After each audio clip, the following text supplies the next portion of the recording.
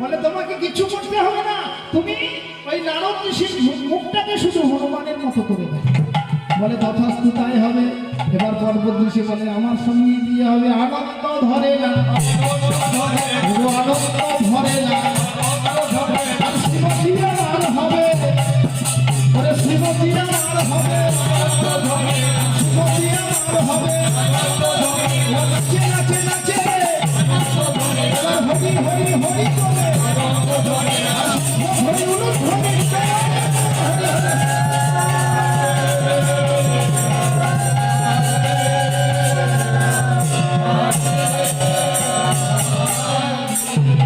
হরে কৃষ্ণ। বাবা খুব মজার বিষয়,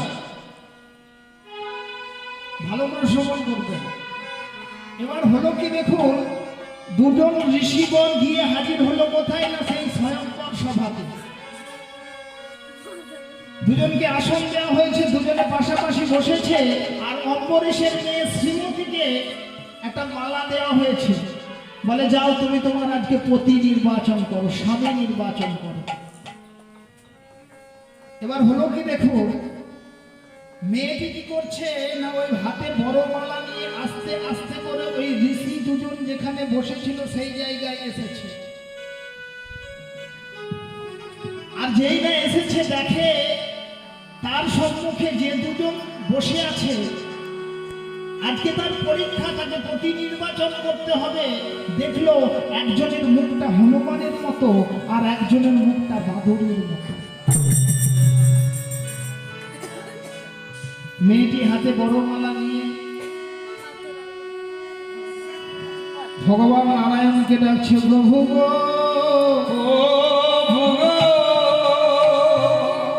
এ কোন বিপদে ফেললে প্রভু তুমি, আমার সম্মুখে যারা বসে আছে তাদেরকে একজনকে দেখতে বাদরের মতো আর একজনকে দেখতে হনুমানের মতো।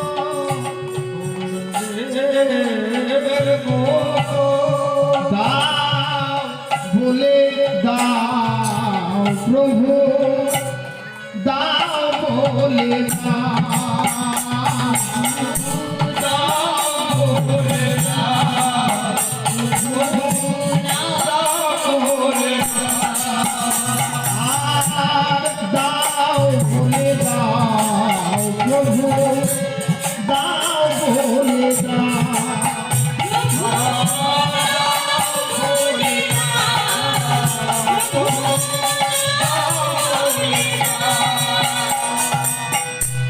কি করিব কি হবে আমারই উপায়, দাও বলে দাও প্রভু,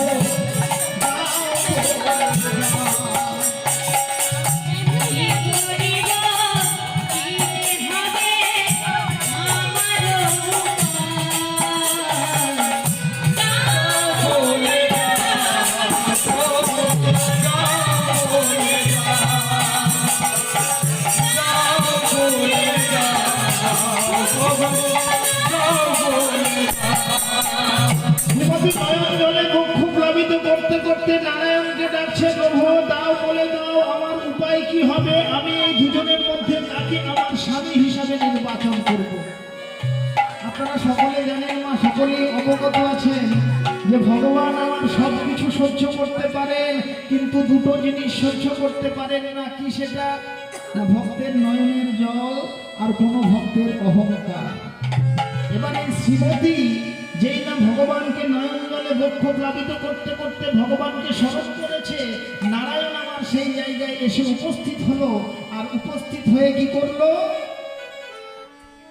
শ্রীমতী অর্থাৎ অম্বরীশের মেয়েকে নিয়ে বৈকুণ্ঠে চলে গেল। এবার যারা এখানে বসেছিল, নারদ ঋষি আর পর্বত ঋষি মনে মনে ভাবছে, একজন ভাবে এই বুঝি আমার গলায় মালা পরল, আর অন্যজন ভাবছে এই বুঝি আমার গলায় মালা পরল। এত দেরি হচ্ছে কেন? একটা মালা দিতে কতক্ষণ সময় লাগে? নারদ ঋষি আর থাকতে পারলো না। নারদ ঋষি কি করলো? মাথাটা তুলে মেয়েটি যেখানে দাঁড়িয়ে ছিল সেই জায়গার দিকে তাকালো, আর যেই না তাকালো দেখলো সে জায়গায় শ্রীমতী আর নাই। কোথা গেল? পর্বত আরে মাথা জাগাও, দেখো শ্রীমতী এখানে দাঁড়িয়ে ছিল কিন্তু দেখতে পাওয়া যাচ্ছে না। দুজন ঋষি কি করলো, মা ধ্যান যোগে জানতে পারলো যে ভগবান নারায়ণ শ্রীমতী অর্থাৎ মেয়েটিকে নিয়ে বৈকুণ্ঠে চলে গেছে। দুজন ঋষি কি করলো, চলে গেল বৈকুণ্ঠে প্রভুর কাছে, নারায়ণের কাছে। প্রভু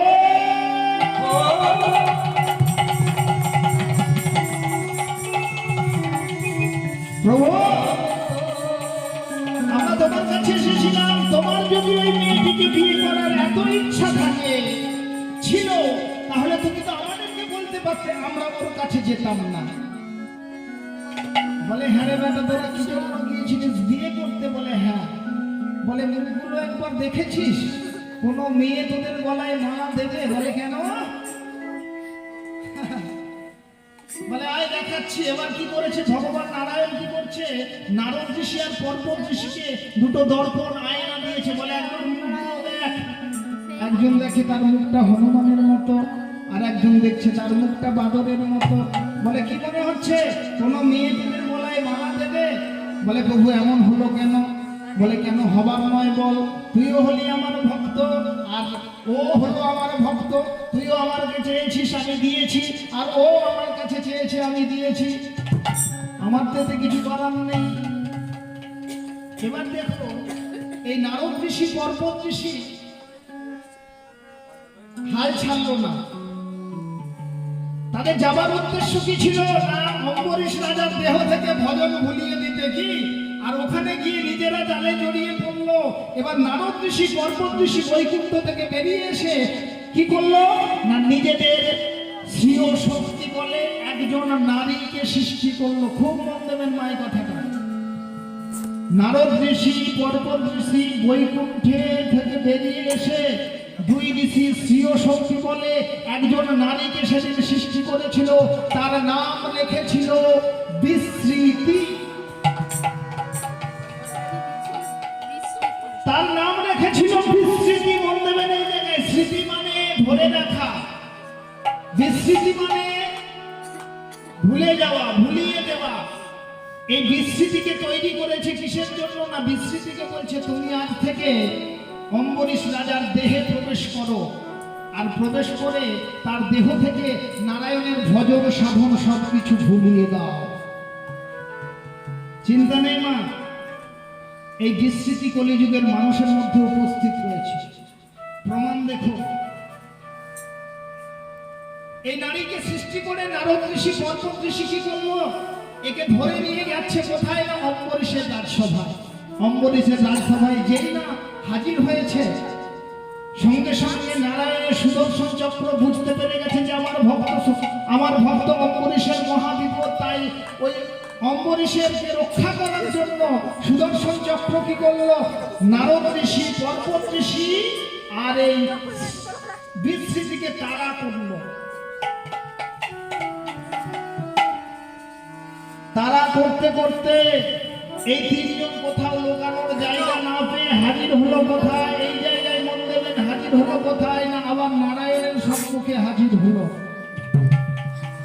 নারায়ণ যেই না তিনজনকে দেখলো সঙ্গে সঙ্গে বলে উঠলো, তোদের নারদ ঋষিকে বলে উঠলো তোমার সাহস তো কম নয়, তুমি গেছো আমার ভক্তের কাছে তার হৃদয় থেকে আমার ভজন ভোলাতে সাধন ভোলাতে, এই মুহূর্তে তুমি এই কোণ থেকে বেরিয়ে যাও।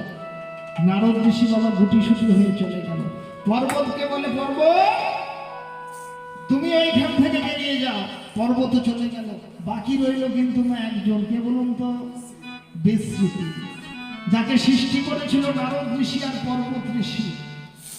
এবার এই বিস্মৃতি কি করলো, ভগবানের চরণ ধরে কাঁদছে আর বলছে প্রভু গো, ওই ঋষি বড় আমাকে সৃষ্টি করে চলে গেল, এবার আমার কি হবে প্রভু, আমার কি হবে প্রভু, তুমি আমার একটা ব্যবস্থা করে দাও প্রভু। হলো কি মা দেখুন, ভগবান নারায়ণ বিপদ মানছে কল্পতরু নারায়ণ কি করলেন, বলে শোনো বিস্মৃতি, তোমার তো কোনো দোষ নেই, তোমাকে আমি একটা জায়গা দেব, এটা তো সত্য যুগ, এই সত্য যুগে তুমি আমার মধ্যে থাকবে, মন দেবেন।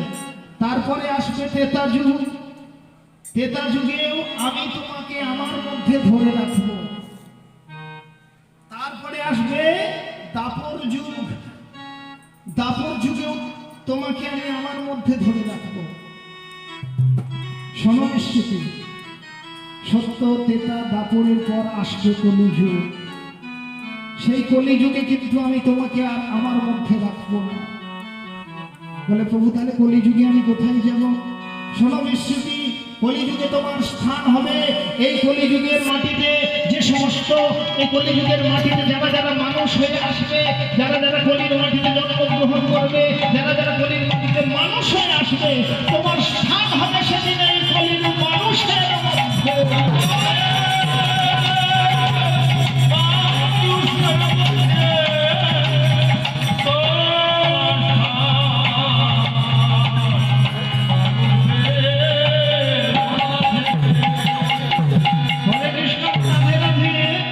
দেখুন ভগবানের কথা কিন্তু মিথ্যা নয়। আপনাদের মধ্যে বিস্তৃতি আছে কিনা জানি না, আমার মধ্যে কিন্তু বর্তমান, আমি নিজে বুঝতে পারি বাবা।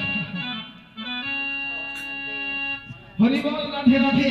তাই দেখুন ভগবান যেহেতু সত্য যুগে বলেছিল যে কলির মানুষের মধ্যে বিস্তৃতিকে আমি স্থান দিয়েছি, এই বিস্তৃতির কবলে পড়ে মানুষ হরিনাম থেকে বঞ্চিত হয়ে থাকছে, কৃষ্ণ নাম করবে না, ভগবানের ভজন করবে না, ভগবানের সাধন করবে না। তাই আমাকে যেতে হবে কলিযুগে। কলিযুগে গিয়ে কলির মানুষকে শেখাতে হবে কিভাবে বিস্তৃতির কবল থেকে বেরিয়ে এসে হরিনাম করতে হয়, কিভাবে বিস্তৃতির কবল থেকে বেরিয়ে এসে কৃষ্ণ নাম করতে হয়, কিভাবে বিস্তৃতির কবল থেকে বেরিয়ে এসে ভগবানের ভজন করতে হয়, কিভাবে বিস্তৃতির কবল থেকে বেরিয়ে এসে ভগবানের সাধন করতে হয়। হরে কৃষ্ণ, রাধে রাধে।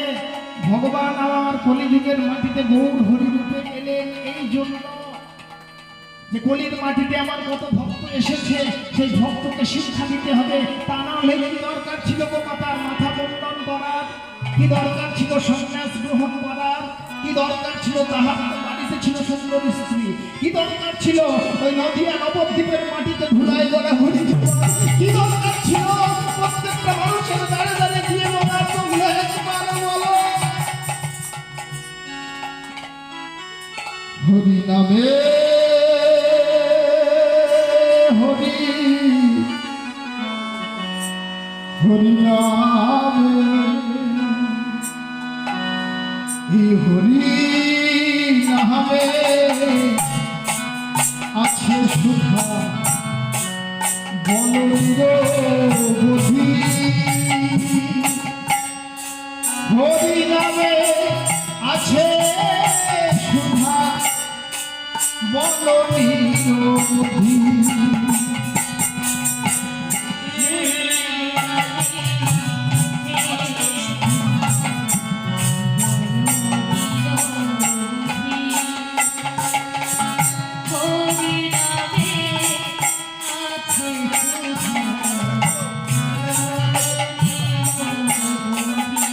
হরি নামে আছে সুধা বল নিরবধি,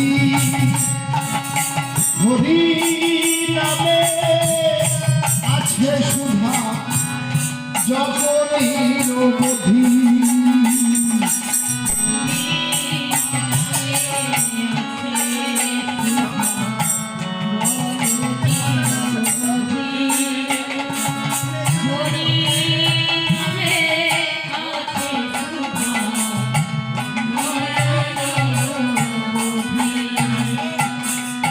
হরে কৃষ্ণ, রাধে রাধে। তাই মায়েদেরকে চরণ ধরে বলবো, মা হরে কৃষ্ণ, রাধে রাধে। যা কিছু করুন না কেন, সংসারের কাজ করুন, অবশ্যই করবেন, সেটা আপনার কর্তব্য। কিন্তু তার সঙ্গে সঙ্গে অন্তত পক্ষে ভগবান বলে গেছে, সাথে পিছে মিলে নিজ দাঁড়িতে বসিয়া কীর্তন করো সদা হাতে তালি দিয়া। আমার গৌর হরি বলে গেছে, সময় নেই, অসুবিধা নেই, নিজের বাড়িতে বসে সাথে পাঁচে মিলে নিজ দাঁড়িতে বসিয়া কীর্তন করো সদা হাতে তালি দিয়া। তাই ভগবানের কথাকে সম্মান জানাতে হবে।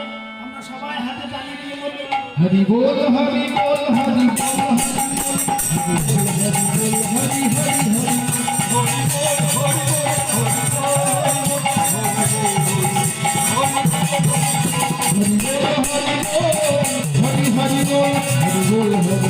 হরি হরি হরি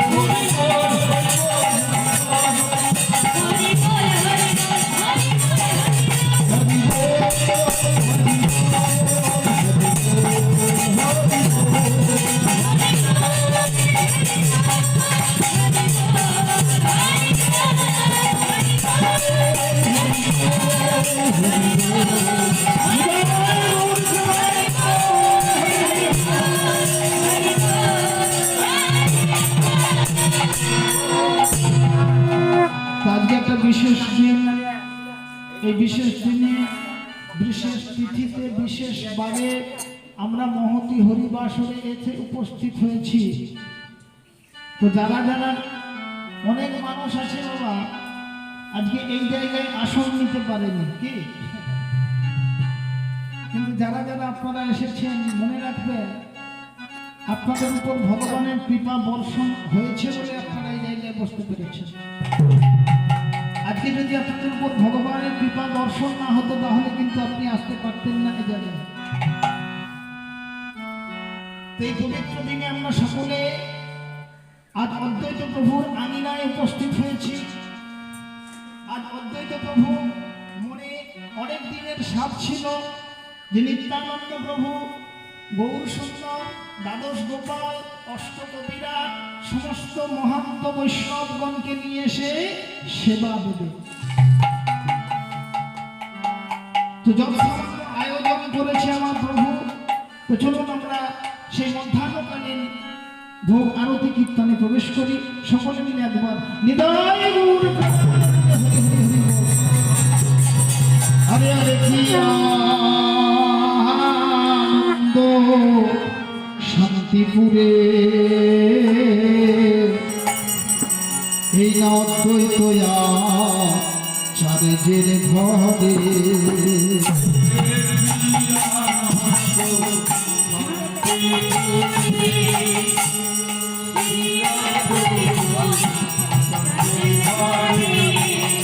আহলে কি আনন্দ শান্তিপুরে